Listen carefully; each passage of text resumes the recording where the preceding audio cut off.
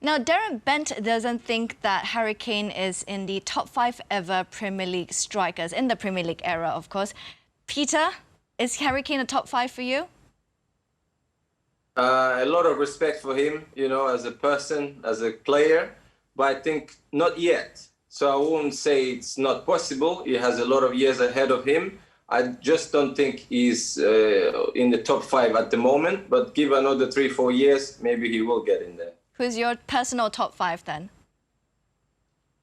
Are you going to put yourself in there as well?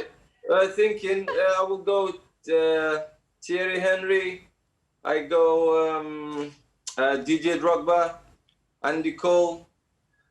I don't know if Michael Owen gets in there, but there are so many names in my head, you know, that I can't really get him in it yet. So maybe I was the 4th.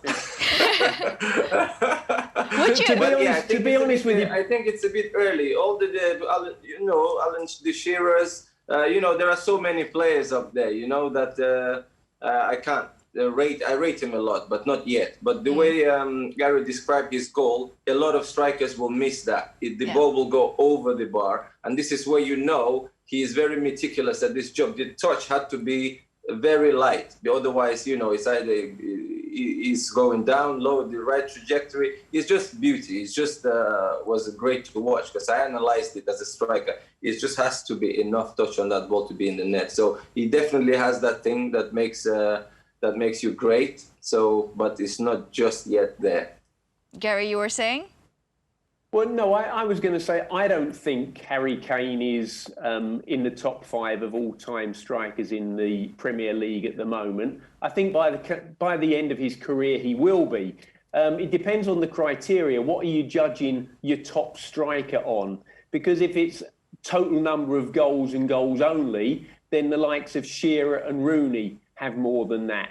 If it's trophies, both Shearer and Rooney have more trophies than Harry Kane. So does Van Nistelrooy, so does Cantona, Thierry Henry, Dennis Bergkamp, Teddy Sheringham, for example, Andy Cole, Ian Wright. So, you know, over the time of the Premier League, and there was football before the Premier League, I know there was because I played in it myself, but when you go focusing only on the Premier League, there have been some great goal scorers and great players who've scored a lot of goals and won a lot of trophies. And I think that the real bit that's missing for Harry Kane is trophies. Simple as that.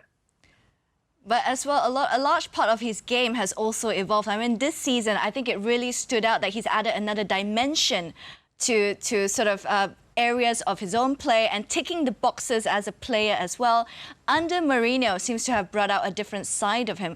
How has Mourinho's approach to games and approach to plays sort of improved Harry Kane in that particular sense, Gary? Well, you know, for me, a head coach is about building confidence and belief in players first and foremost. And I think he struck up a real good relationship with Harry Kane very quickly. So that helps. I think Harry Kane knows that Mourinho is going to pick him in the team anyway. But I think what has also happened is that Mourinho has encouraged Harry Kane to be a little bit more free with his movement. And by that, I mean, he's very happy for him to drop deeper. And not only has he encouraged that, but as and when Harry Kane drops deeper, he has encouraged the likes of Son or other forward-thinking players, be it Lucas Moura, be it Lamela when he plays, that they have to go in the other direction so that if Harry can get on the ball and turn, he has passing options.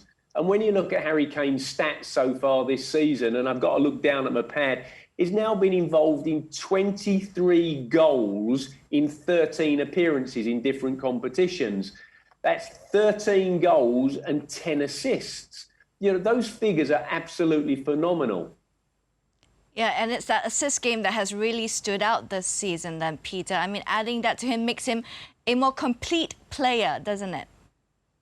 Yes, absolutely. As Gary mentioned, you know, when he moves out of that position, he has other players that can fill in those gaps, you know. So they run in the other position. Today he actually did it. He nutmegged the player and found a nice pass. I was watching the weight of the pass which he will give. He gave the ball to Son on the left. If you remember the occasion where then Son came in and had a shot, so that would have been counted as another assist for him. So yeah, he's added that to his game. But I think when you're improving as a player, all other things also come along as well as you scoring, you assisting other people, and of course there is a lot of quality around him, and he knows they can deliver. So he gives them the responsibility sometimes to take the lead. So it's not all about him. But yeah, he's an all-round player. For you to be top, you have to be able to assist as well. So it's normal that side of his game is also going forward. How hard is it, Peter, as a striker, for you to have that mentality switch from being a goal scorer to now also